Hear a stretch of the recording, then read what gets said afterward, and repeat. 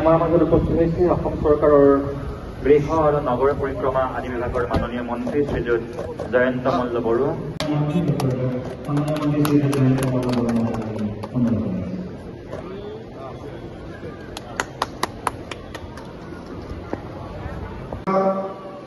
নগাঁও জিলাৰ আয়ুক্ত দেৱাশীষ কৰ্মডাঙৰীয়া, নগাঁও পৌৰসভাৰ পৌৰমন্ত্ৰী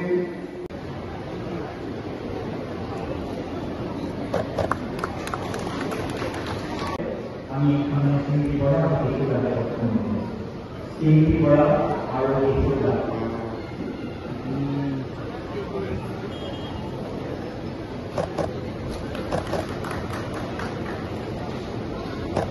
নৃত্য কৰি আৰম্ভণিতে আৰম্ভ কৰা হৈছিলে, কিন্তু এতিয়া তাৰ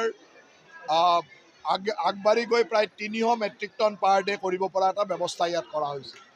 এই ব্যৱস্থাৰ জৰিয়তে আমি নগাঁও চহৰৰ গোটেই জাবৰখিনি আমি সুন্দৰভাৱে প্ৰচেছ কৰিব পাৰিম আৰু ইয়াত যিহেতু প্ৰায় 300 মেট্ৰিক টন পাৰ ডে কৰিব পাৰিম, গতিকে এখন জাবৰ মুক্ত চহৰলৈকে আমি লৈ যাব পাৰিম।